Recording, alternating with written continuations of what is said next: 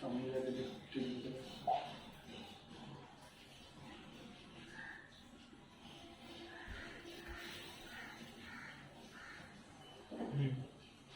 Start कर दो।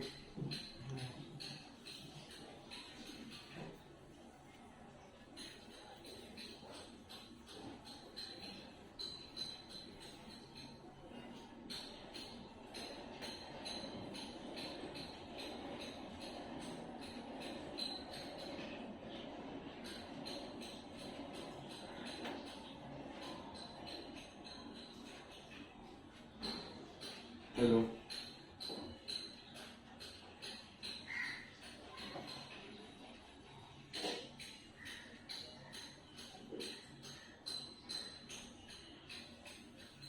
तो आज हम pathology related to infectious disease के बारे में पढ़ेंगे, यानी कि पैथोलॉजी ऑफ इन्फेक्शियस डिजीज।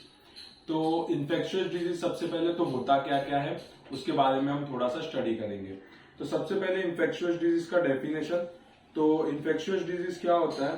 तो it is defined as an illness due to the pathogens और the toxic product which arises through the transmission of from an infected person, infected host or contaminated inanimate object to the susceptible host।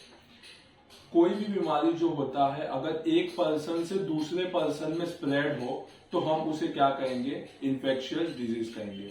अभी वो spread होने का काम जो होता है उसमें स्प्रेड क्या किया जाता है? तो ऑर्गेनिजम्स जो होते हैं, जो पैथोजेंस होते हैं या जो टॉक्सिक प्रोडक्ट होते हैं, वो एक पर्सन से दूसरे पर्सन में ट्रांसफर किया जाता है। लेकिन वो ट्रांसमिशन कैसा होता है? तो ट्रांसमिशन इन्फेक्टेड पर्सन से नॉन इन्फेक्टेड पर्सन में होगा, यानी कि एक पर्सन इन्फेक्टेड है उसमें से पैथोजन नॉन इन्फेक्टेड पर्सन में ट्रांसमिट होगा, या फिर एक पर्सन है जिसको इन्फेक्ट नहीं हुआ है लेकिन वो कैरियर है, वो एज ए कैरी कर रहा है पैथोजन को, तो वो भी ट्रांसमिट कर सकता है। और तीसरा होता है इनएनिमेट ऑब्जेक्ट। कोई भी ऑब्जेक्ट होता है जैसे क्लोथ, यूटेंसिल्स, जहां पे पैथोजेंस काफी ज्यादा अमाउंट में पाए जाते हैं, उससे भी जो बीमारी है वो स्प्रेड होता है, या फिर जो पैथोजेंस है वो स्प्रेड होता है। तो जब भी कोई भी बीमारी एक आदमी से दूसरे आदमी में स्प्रेड हो सकता है तो उसे हम कहेंगे इन्फेक्शियस डिजीज। वो ट्रांसमिशन किसी भी तरीके से हो सकता है, या फिर इन्फेक्टेड पर्सन से, इन्फेक्टेड होस्ट से, या फिर कंटामिनेटेड इनएनिमेट ऑब्जेक्ट से ससेप्टिबल होस्ट को अगर ट्रांसमिशन होता है तो हम उसे कहेंगे इन्फेक्शियस डिजीज। तो इन्फेक्शियस डिजीज का डेफिनेशन क्या है? तो it is defined as an illness due to the pathogens or the toxic product which arise through the transmission of an infected person, infected host or contaminated inanimate object to the susceptible host। अभी इसमें क्या क्या चीजें होती हैं, pathogens जो होते हैं वो क्या क्या होते हैं? तो या फिर वो बैक्टीरिया हो सकता है, वायरसेस हो सकता है, फंगस हो सकता है, या पैरासाइट हो सकता है।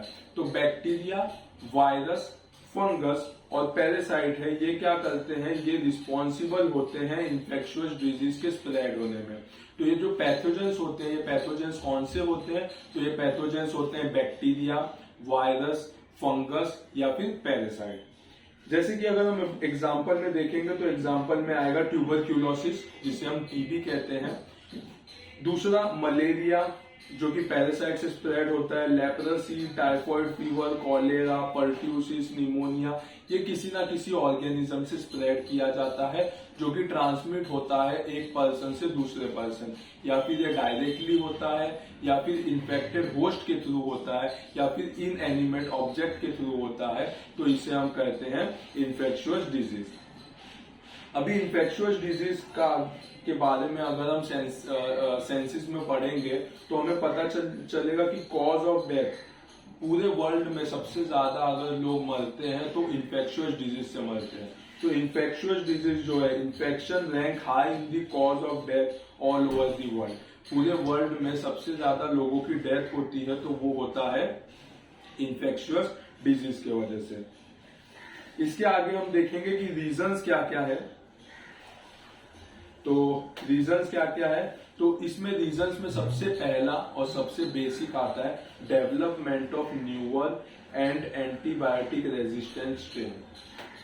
तो जैसे कि हमें पता है कि जो पैथोजेंस होते हैं उनको किल करने के लिए, कभी भी बैक्टीरिया को किल करने के लिए एंटीबैक्टीरियल, वायरस को किल करने के लिए एंटीवायरल, ये सब चीज हम यूज करते हैं। लेकिन बार बार यूज करने की वजह से क्या होता है, हमारे बॉडी में वो पैथोजेंस के लिए वो एंटीबायोटिक जो होते हैं वो रेजिस्टेंट हो जाते हैं। वो आगे अगर उस बैक्टीरिया से इन्फेक्शन होता है तो वो एंटीबायोटिक काम नहीं करता। तो अगर हम फ्रीक्वेंटली यूज करते हैं किसी एंटीबायोटिक को, हम फ्रीक्वेंटली यूज करते हैं तो वो ऑर्गेनिज्म को वो एंटीबायोटिक का रेजिस्टेंस हो जाता है। उसके बाद कितना भी एंटीबायोटिक आप दे दोगे तो भी बॉडी जो है वो पैथोजेंस को किल नहीं कर पाता। तो development of newer and antibiotic resistant strain, एक ऐसा स्ट्रेन डेवलप होता है जो कि रेजिस्टेंट होता है कई सारे एंटीबायोटिक्स को। इसका सबसे बेस्ट एग्जांपल है MRSA यानी कि methicillin resistant staphylococcus aureus. Methicillin resistant staphylococcus aureus ये सबसे बेस्ट एग्जांपल है। इसके लिए कहा जाता है कि जो भी एंटीबायोटिक हम यूज करते हैं वो काफी प्रिकॉशन से यूज करना चाहिए, अननेसेसरीली एंटीबायोटिक का यूज नहीं करना चाहिए। तो अगर हम एंटीबायोटिक का यूज ऐसे ही करेंगे और अगर एंटीबायोटिक रेजिस्टेंट स्ट्रेन डेवलप हो जाएगा तो उसके वजह से भी क्या होगा कि एंटीबायोटिक काम नहीं करेंगे और जो पैथोजेंस है वो काफी जल्दी से ग्रो हो जाएंगे। दूसरा है administration of immunosuppressive therapy to the patient of malignant tumour and transplant. कुछ मेडिकेशंस होते हैं, कुछ स्टीरॉइड होते हैं जो इम्यूनिटी को सप्रेस करते हैं। तो अगर ऑटो इम्यून डिजीज होता है हमें तो क्या करते हैं हम कि इम्यूनोसप्रेशन थेरेपी देते हैं। तो इम्यूनोसप्रेशन थेरेपी देने की वजह से क्या होता है, हमारा इम्यूनिटी और भी कम हो जाता है। इम्यूनिटी कम होने की वजह से जो पैथोजेंस होते हैं, जो वायरसेस होते हैं, जो बैक्टीरिया होते हैं वो काफी रैपिडली स्प्रेड होते हैं। मोस्ट प्रोबेबली ये किसमें देखने मिलता है, तो ये देखने मिलता है कैंसर पेशेंट में, मैलिग्नेंट पेशेंट में या फिर ट्रांसप्लांट के पेशेंट में। किसी का लिवर ट्रांसप्लांट हुआ है, किडनी ट्रांसप्लांट हुआ है तो हम उसे इम्यूनोसप्रेसिव थेरेपी पे रखते हैं और उसकी वजह से क्या होता है, उसकी वजह से इम्यूनिटी कम हो जाता है और पेशेंट में काफी सारे बीमारी हमें देखने को मिलता है। तो सब दूसरा है एडमिनिस्ट्रेशन ऑफ इम्यूनोसप्रेसिव थेरेपी। तीसरा है हॉस्पिटल एक्वायर्ड इन्फेक्शन। हॉस्पिटल में रहने की वजह से इन्फेक्शन स्प्रेड होता है, एक पेशेंट का दूसरे पेशेंट को, दूसरे का पहले पेशेंट को, इस तरह से हॉस्पिटल एक्वायर्ड इन्फेक्शन हमें देखने को मिलता है। और चौथा है एड्स कॉज्ड बाय HIV। तो ये सबसे कॉमन है। HIV जो होता है वो भी स्प्रेड होता है, तो ये भी एक रीजन है इन्फेक्शियस डिजीज के स्प्रेड होने का, जो सेक्सुअली कॉन्टेक्ट से स्प्रेड किया जाता है।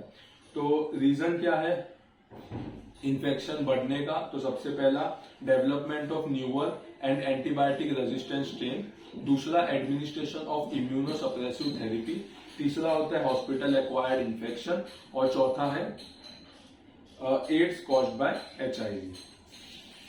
इसके बाद हम देखेंगे chain in the transmission of the infectious disease. क्या देखेंगे, chain in transmission of infectious disease.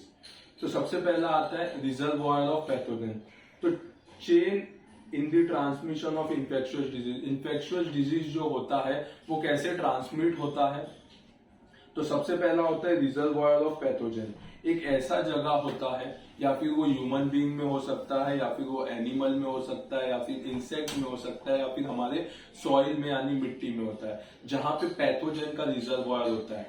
बहुत सारे पैथोजेंस वहां पे प्रेजेंट होते हैं। सिर्फ इतना है कि वहां तक अगर ससेप्टिबल होस्ट आता है और वो उसे इंजेस्ट करता है या वो इनोक्यूलेट करता है तो वो बैक्टीरिया या फिर वो पैथोजन जो है वो ससेप्टेबल होस्ट के बॉडी में चला जाता है। तो सबसे पहला होता है रिजर्वॉयर ऑफ पैथोजन। तो ह्यूमन बीइंग में इन्फ्लुएंजा वायरस प्रेजेंट होता है, एनिमल्स में रेबीज प्रेजेंट होते हैं, इंसेक्ट में मलेरिया प्रेजेंट होता है और सॉइल में एंटेरोबायोसिस प्रेजेंट होते हैं। तो ये सब बैक्टीरिया जो होते हैं, ये सब पैथोजेंस जो होते हैं वो प्रेजेंट होते हैं, लेकिन वो एक कंडीशन देखते हैं कि जब अच्छा फेवरेबल कंडीशन मिले कि जो बॉडी है, जो होस्ट है, उसके बॉडी में सेल्स को किल कर सके, तो एक टाइम देखते हैं, वो टाइम पे वो ग्रो होना स्टार्ट होते हैं। लेकिन इनका जो रिजर्वायर होता है वो काफी जगह पे प्रेजेंट होता है। जैसे इन्फ्लुएंजा वायरस का हम देखेंगे तो इन्फ्लुएंजा वायरस ह्यूमन बॉडी में प्रेजेंट होता है। रेबीज जो होता है वो कहाँ प्रेजेंट होता है? एनिमल्स में। इंसेक्ट में, मॉस्किटो में अगर देखेंगे तो मलेरिया के पैरासाइट प्रेजेंट होते हैं। दूसरा, रूट ऑफ इन्फेक्शन। जो इन्फेक्शन हो रहा है उसका रूट क्या है? तो सबसे पहला कॉमन एग्जांपल देखेंगे एन गोनोरिया। एन गोनोरिया, इसका जो बैक्टीरिया होता है या फिर इसका जो पैथोजन होता है वो कहाँ पे प्रेजेंट होता है? मेल और फीमेल के यूरेथ्रा के पास। कहाँ पे? मेल और फीमेल के यूरेथ्रा के पास प्रेजेंट होता है, और वो सेक्सुअली कांटेक्ट अगर आता है तो वो ट्रांसमिट किया जाता है। तो एन गोनोरिया ये भी जो है वो प्रेजेंट होते हैं मेल और फीमेल यूरेथ्रा के पास, और सेक्सुअली ट्रांसमिट किया जाता है। तो दूसरा आता है रूट ऑफ इन्फेक्शन। तीसरा आएगा मोड ऑफ इन्फेक्शन, कि कैसे ट्रांसमिट किया जाता है, डायरेक्टली किया जाता है या इनडायरेक्टली किया जाता है। डायरेक्ट मतलब पर्सन के कांटेक्ट में, एक पर्सन से दूसरे पर्सन के कांटेक्ट में अगर आता हो तो उसे हम कहेंगे डायरेक्ट ट्रांसमिशन। और एक पर्सन से किसी और जगह जाके किसी इंसेक्ट, किसी ऑब्जेक्ट के थ्रू दूसरे पर्सन को अगर इन्फेक्ट होता है तो हम उसे कहेंगे इनडायरेक्ट ट्रांसमिशन। तो उस तरह से मोड ऑफ ट्रांसमिशन दो होते हैं, एक तो डायरेक्ट ट्रांसमिशन और एक इनडायरेक्ट ट्रांसमिशन। तो डायरेक्ट ट्रांसमिशन में क्या आएगा? Physical contact, faecal contact. Indirect transmission में क्या आएगा? By the help of insect. Insect जो रहेंगे उनके मदद से पैथोजेंस जो है वो ट्रांसमिट किया जाता है। लास्ट है susceptible host. Organism colonize if organism has good immunity but can pass infection to the others. तो इसमें क्या होता है ससेप्टिबल होस्ट में, कि अगर कोई वायरस है या फिर कोई जैसे टीबी का वायरस हुआ, तो टीबी का वायरस कैसा है? एक ह्यूमन के बॉडी में प्रेजेंट होता है या उसे इन्फेक्ट करता है, लेकिन उसका इम्यूनिटी इतना अच्छा होता है कि जो वहां पे ट्यूबरक्लोसिस का बैक्टीरिया होता है वो ग्रो नहीं कर पाता। तो ग्रो ना होने की वजह से वो एक ससेप्टिबल होस्ट हो जाता है, जिसके बॉडी में पैथोजेंस तो प्रेजेंट होते हैं लेकिन ग्रो नहीं कर पाते। यानी कि वो पैथोजेंस उसके बॉडी को इफेक्ट नहीं कर पाएंगे, लेकिन वो ट्रांसमिट हो सकते हैं, वो एक पर्सन से दूसरे पर्सन में ट्रांसमिट हो सकता है, तो उसे हम कहेंगे ससेप्टिबल होस्ट। तो इस तरह से ट्रांसमिशन होता है इन्फेक्शियस डिजीज का। सबसे पहला रिजर्वायर ऑफ पैथोजेंस, दूसरा आता है रूट ऑफ इन्फेक्शन, तीसरा आता है मोड ऑफ इन्फेक्शन, और चौथा आता है ससेप्टिबल होस्ट। इसके बाद हम देखेंगे तो factor favouring transmission of infection. ऐसा कौन कौन सा फैक्टर है जिसकी वजह से ट्रांसमिशन जो है इन्फेक्शियस डिजीज का वो इजीली कैरी किया जाता है? तो सबसे पहला होता है मोड ऑफ एंट्री। किस मोड से एंट्री लेता है, कहां से एंटर करता है पैथोजेंस हमारे बॉडी में? तो सबसे पहले इंजेक्शन, खाना खाने से, इनोक्यूलेशन, पानी पीने से या किसी लिक्विड को पीने से, इनहेलेशन, सांस लेने से, डायरेक्ट कांटेक्ट यानी कि सेक्सुअल कांटेक्ट हम कह सकते हैं, टच के थ्रू कह सकते हैं, या फिर फीकल कांटेक्ट के थ्रू कह सकते हैं, कंटामिनेटेड सॉइल है जहां पे रिजर्वायर है पैथोजन का, वहां से स्प्रेड हो सकता है, फूड एंड वाटर, इन्फेक्टेड या अनहाइजीन फूड और वाटर होगा, वहां से भी जो पैथोजन है वो स्प्रेड किया जाता है। तो सबसे पहला होता है mode of entry, injection, inoculation, inhalation, direct contact, contaminated soil, food and water etcetera. दूसरा आता है स्प्रेड ऑफ इन्फेक्शन। कैसे स्प्रेड किया जाता है? सबसे पहला ब्लड वेसल्स, दूसरा लिम्फेटिक्स। तो हमारे पास दो सिस्टम होते हैं जो कैरी करते हैं सब कुछ। सबसे पहला ब्लड होता है जो कैरी करता है, और दूसरा होता है लिम्फेटिक सिस्टम होता है। तो एक तो वेस्क्यूलर सिस्टम, एक लिम्फेटिक सिस्टम, इसके थ्रू इन्फेक्शन जो है वो स्प्रेड किया जाता है। तीसरा विरुलेंस ऑफ ऑर्गेनिज्म। एक पैथोजन होता है या फिर हम कह सकते हैं एक डिजीज होता है, जैसे कि हम मान ले मलेरिया। तो मलेरिया में भी 4 पैरासाइट प्रेजेंट होते हैं।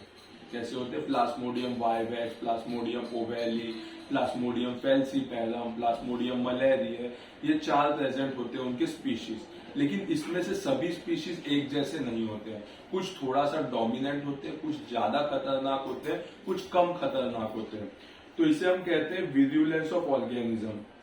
Strain of many species produce toxins in different amount. तो अगर हमें फाल्सीपैरम मलेरिया अगर स्पीशीज से इन्फेक्टेड हुआ है तो वो ज्यादा हार्मफुल होता है एज कम्पेयर टू बाकी के थ्री। तो स्ट्रेन के ऊपर भी डिपेंड होता है कि इन्फेक्शन कैसा स्प्रेड होता है, तो उसका हम इंक्लूजन करते हैं विरुलेंस ऑफ ऑर्गेनिज्म में।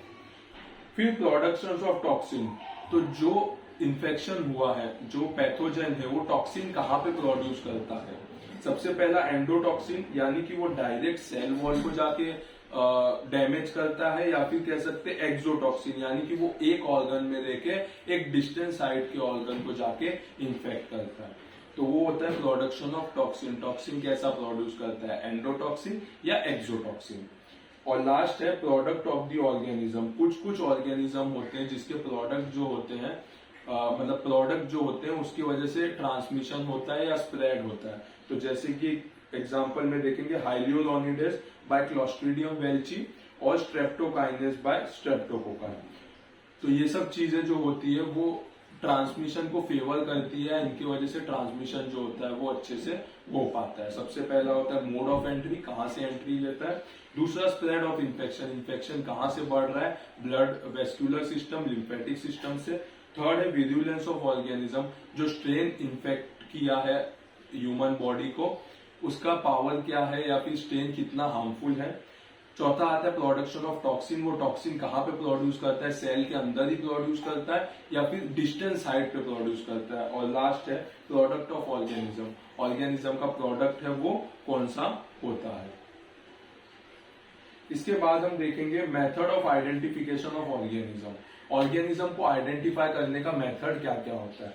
तो सबसे पहला होता है कि बैक्टीरिया को कैसे आइडेंटिफाई करते हैं। तो इसमें कुछ ग्राम स्ट्रेन प्रेजेंट होते हैं जिसे हम कहते हैं ग्राम पॉजिटिव या ग्राम नेगेटिव बैक्टीरिया। तो ग्राम स्ट्रेन प्रेजेंट होते हैं। दूसरा acid fast strain, acid fast strain present होते हैं जिससे हमें माइकोबैक्टीरियम या फिर ट्यूबरक्यूलोसिस के बारे में पता चलता है। तीसरा होता है जिम्सिया स्ट्रेन, जिसके कारण भी हमें काफी सारे बैक्टीरिया के बारे में पता चलता है। तो ये अलग अलग टाइप के स्ट्रेन होते हैं, जो स्ट्रेन कोई कोई बीमारी में या किसी किसी डिजीज में जो है वो पॉजिटिव आते हैं। दूसरा है फंगस। फंगस कैसे डिटेक्ट किया जाता है, तो सिल्वर स्ट्रेन से किया जाता है या फिर पीरियोडिक एसिड शब्द से किया जाता है। तो फंगस जो है वो सिल्वर स्ट्रेन या फिर पीरियोडिक एसिड शब्द से पता चल सकता है।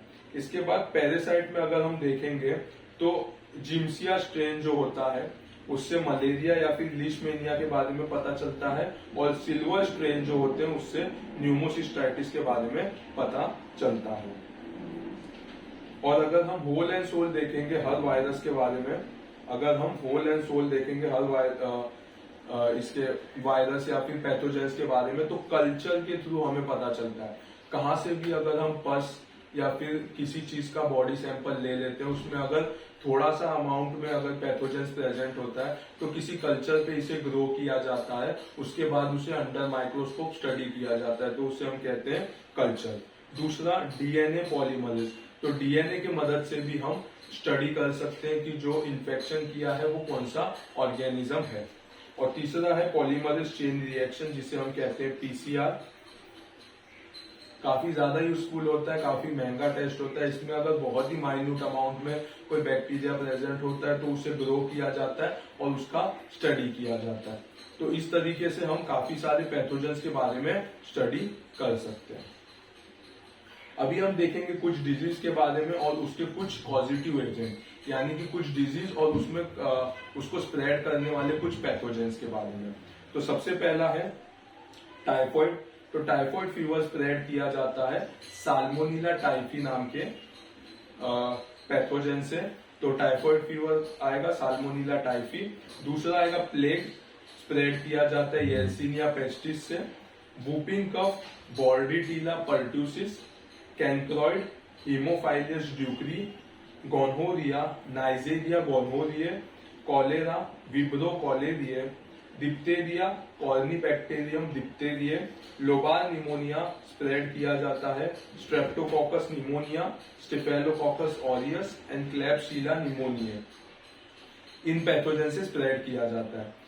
इसके बाद आएगा gas gangrene, clostridium perfringens, tetanus, clostridium tetani, clostridium food poisoning, clostridium perfringens, tuberculosis, mycobacterium tuberculosis.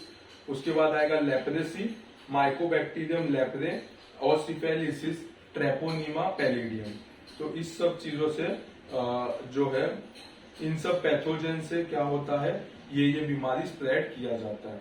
तो एक बार फिर से देख लेंगे, typhoid fever, salmonella typhi, plague, yersinia pestis, whooping cough, bordetella pertussis, chancroid, haemophilus ducreyi, gonorrhoea, neisseria gonorrhoeae, cholera, vibrio cholerae, diphtheria, corynebacterium diphtheriae, lobar pneumonia, streptococcus pneumoniae, staphylococcus aureus, klebsiella pneumoniae, gas gangrene, clostridium perfringens, tetanus, clostridium tetani, clostridial food poisoning, clostridium perfringens, tuberculosis, mycobacterium tuberculosis, leprosy, mycobacterium leprae और syphilis, ट्रेपोनीमा palladium.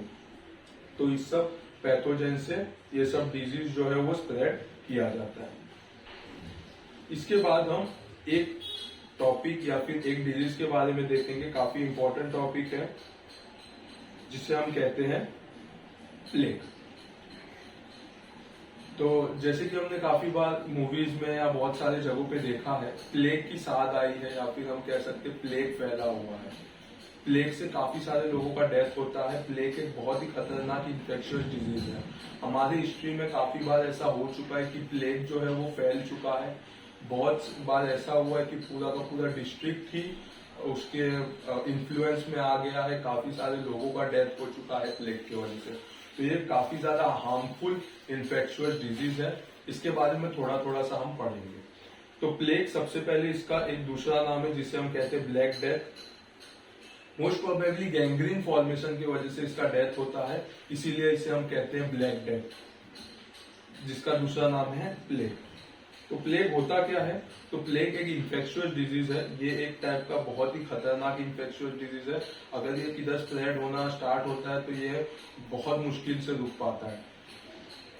जो कि होता है, कौन सा pathogens होते हैं इसमें? Yersinia pestis. तो it is produce by the bacteria Yersinia pestis. It is a type of zoonotic bacteria usually found in small mammals and their flies. तो छोटे मैमल्स होते हैं जैसे कि रैट, फ्लाइज, इसमें ये प्रेजेंट होते हैं।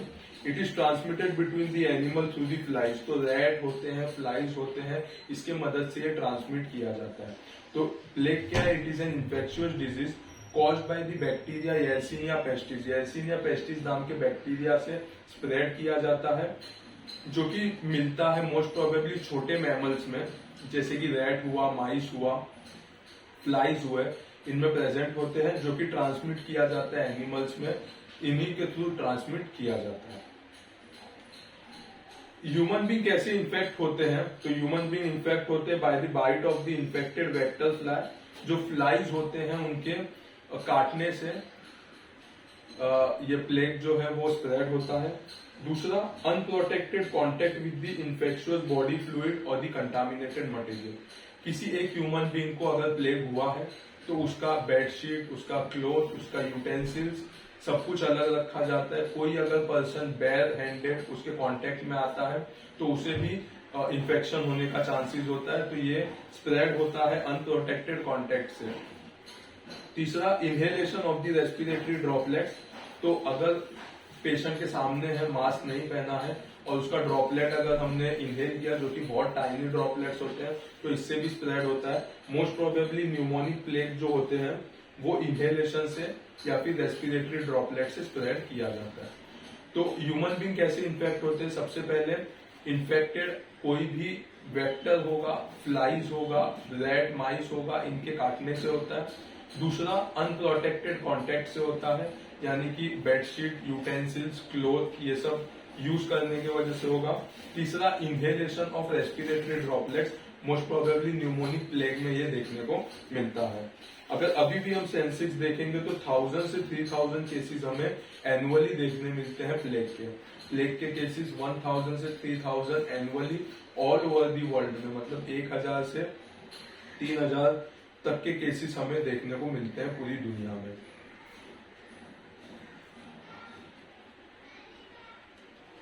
इटियोपैथोजेनेसिस में अगर हम देखेंगे तो क्या देखने मिलेगा, तो सबसे पहला ये किससे स्प्रेड किया जाता है, तो ये स्प्रेड किया जाता है एक बैक्टीरिया से जिसे हम कहते हैं येल्सिनिया पेस्टिस, जो कि एक ग्राम नेगेटिव कोकोबैसिलस है। क्या है?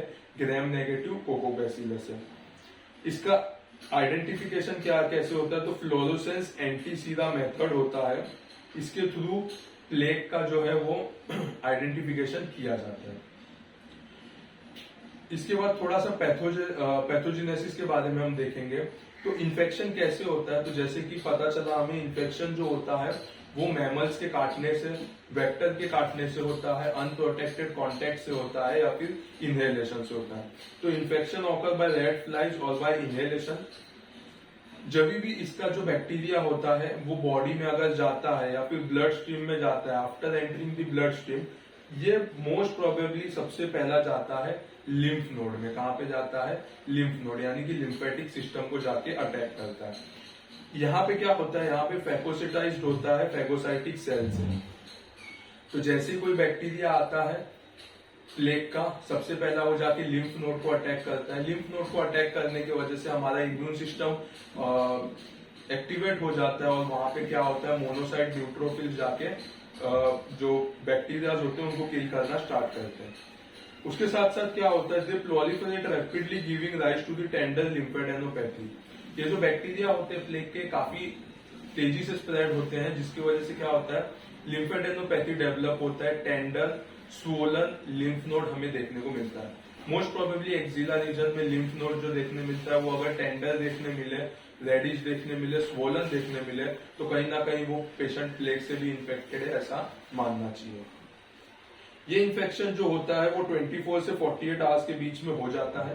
तो एंट्री ऑफ बैक्टीरिया वहां से लेके लिम्फेडेनाइटिस या फिर टेंडर लिम्फेडेनोपैथी होने के लिए 24 से 48 आवर्स लगते हैं। उसके साथ साथ काफी सिम्टम्स आने लगता है, जैसे कि फीवर हुआ, बुखार, चिल्स ठंडी, माइल्जिया यानी कि मसल पेन, नौशिया यानी कि फीलिंग लाइक वॉमिटिंग, वॉमिटिंग यानी कि उल्टी होना, और उसके साथ मार्क प्रोस्ट्रेशन यानी कि फटेगेबिलिटी। तो थकावट, बुखार, ठंडी लगना, ये सब चीजें हमें देखने को मिलता है। अगर इसे सही टाइम पे ट्रीट नहीं किया गया तो डीआईसी यानी कि डिससेमिनेटेड इंट्रावेस्कुलर कोएगुलोपैथी से इसका डेथ हो जाएगा विद इन 1 to 2 days। 1 से 2 दिन के अंदर डिससेमिनेटेड इंट्रावेस्कुलर कोएगुलोपैथी से इसका डेथ हो सकता है।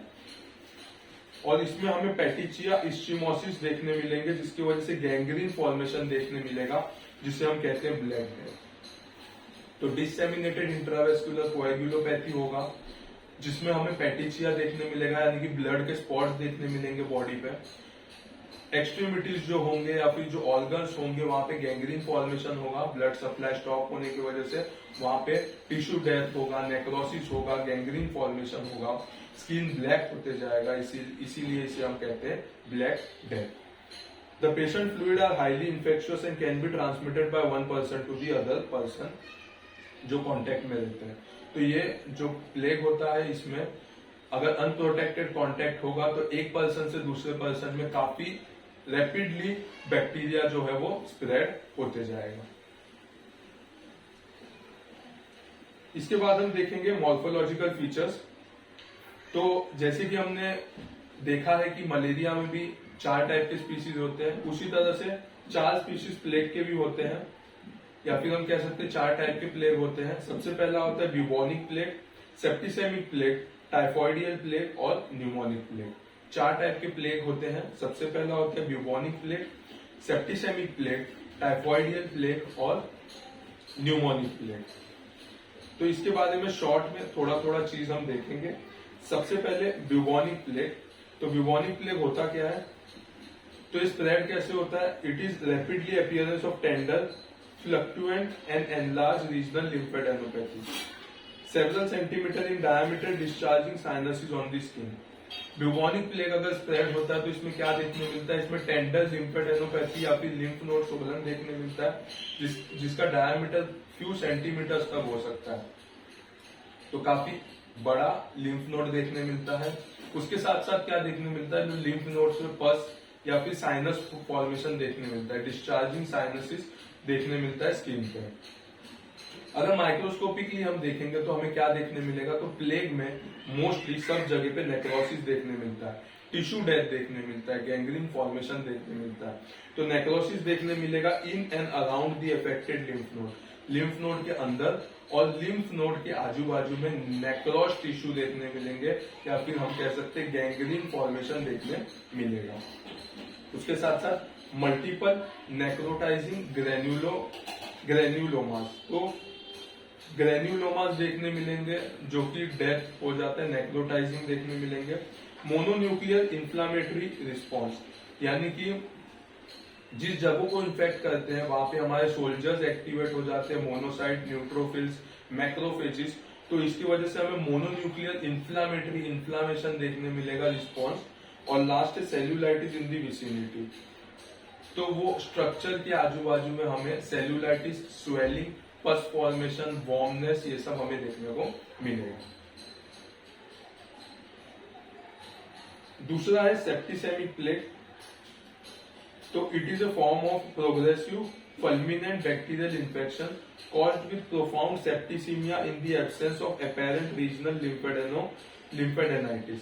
इसमें क्या होता है, इन्फेक्शन की वजह से, सीवियर इन्फेक्शन की वजह से प्लेग होता है, जिसमें लिम्फेडेनाइटिस काफी लेट हमें देखने को मिलता है या फिर ना के बराबर देखने को मिलता है। तीसरा होता है typhoidal plague, unassociated with regional lymphadenopathy, इसमें लिम्फेडेनोपैथी हमें देखने को नहीं मिलता है। Lesions are necrotic foci in visceral lymphoid tissue, necrotic area in parenchymal visceral organ, diarrhoea and abdominal pain देखने मिलता है। तो इसमें क्या होता है, लिम्फेडेनोपैथी हमें नहीं देखने मिलता, मोस्टली लिम्फ नोड जो एनलार्ज नहीं देखने मिलता, लेकिन लीजन्स प्रेजेंट होते हैं काफी सारे जो कि नेक्रोटिक फोका होते हैं। जो लीजन्स होते हैं वहां पे ब्लैकिश अपीयरेंस होता है, डेड टिश्यूज प्रेजेंट होते हैं। कहाँ पे प्रेजेंट होते हैं, तो लिम्फोइड टिश्यू के आजू बाजू में प्रेजेंट होते हैं। पैरेन्काइमल ऑर्गन्स में, विसरल पैरेन्काइमल ऑर्गन्स में प्रेजेंट होते हैं, जिसकी वजह से पेशेंट को diarrhoea, abdominal pain, vomiting, fever, chills, ये सब देखने को मिलता है। फोर्थ टाइप होता है न्यूमोनिक प्लेग। तो न्यूमोनिक प्लेग जो होता है वो सबसे ज्यादा ड्रेडफुल या खतरनाक होता है। कैसे होता है, तो inhalation of the bacilli, yersinia pestis नाम के जो बैक्टीरिया है, इनहेलेशन की वजह से न्यूमोनिक प्लेग होने के चांसेस होते हैं, जो कि एक एयरबॉर्न पार्टिकल, एयरबॉर्न डिजीज माना जाता है। माइक्रोस्कोपिकली अगर हम देखेंगे इसमें तो क्या देखने मिलेगा, तो इनहेलेशन की वजह से ये लंग्स को अफेक्ट करता है और लंग्स में नेक्रोसिस देखने मिलता है एल्वियोलार वॉल का। तो एल्वियोलार होता है, एल्वियोलार के जो वॉल्स होते हैं वहां पे नेक्रोसिस हमें देखने को मिलता है, वहां पे ब्लड सप्लाई चले जाता है, जिसकी वजह से एल्वियोला जो है वो अपना काम ठीक से नहीं कर पाता। इंटेंस हाइपरेमिया, यानी कि increase amount of bacteria, and haemorrhage देखने को मिलता है, यानी कि ब्लीडिंग देखने को मिलता है। Bacilli in the alveolar lumina, mononuclear inflammatory response with scanty neutrophils. तो बैसिलाए देखने मिलते हैं एल्वियोलार वॉल, एल्वियोलार लुमिनिया, यानी कि इनहेलेशन किया जाता है तो एल्वियोलाए तक सारे जगह पे बैक्टीरिया फॉर्मेशन जो होते हैं वो क्या करते हैं, नेक्रोसिस स्टार्ट करते हैं वहां के टिश्यूज का, वहां के सेल्स का। उसके साथ साथ मोनोन्यूक्लियर रिस्पॉन्स देखने मिलता है, यानी कि accumulation of neutrophils, monocyte, macrophages, जो कि बॉडी के सोल्जर्स माने जाते हैं। तो ये 4 टाइप के प्लेग होते हैं, ब्यूबोनिक प्लेग, सेप्टिसेमिक प्लेग, टाइफॉइडियल प्लेग और न्यूमोनिक प्लेग। प्लेग का भी प्रोग्नोसिस कैसा होता है, अगर हम देखेंगे तो प्रोग्नोसिस कैसा है प्लेग का, तो if plague is treated early then the death rate is low. अगर प्लेग जितना जल्दी से जल्दी ट्रीट किया जाए उतना ही पेशेंट के बचने का चांसेस ज्यादा होता है। सेप्टिसेमिक प्लेग अगर होगा तो उसमें पेशेंट के मरने का चांस काफी ज्यादा होगा, और अगर न्यूमोनिक प्लेग होता है पेशेंट को तो 100% डेथ होना ही है, उसको किसी भी तरह के ट्रीटमेंट से कुछ फर्क नहीं पड़ेगा। लेकिन अगर उसके बदले ब्यूबोनिक प्लेग या ऐसा प्लेग होता है जिससे जल्दी रिकॉग्नाइज किया गया हो, सफिशिएंट अमाउंट में एंटीबायोटिक दे, पेशेंट को अगर दूसरा कोई कॉम्प्लिकेशंस ना हो तो पेशेंट के बचने के चांसेस काफी ज्यादा होते हैं। लेकिन अगर न्यूमोनिक प्लेग से इन्फेक्ट हुआ है तो 100% पेशेंट का डेथ होता है। तो यानी कि इसमें प्रोग्नोसिस जो होता है वो काफी ज्यादा पुअर होता है।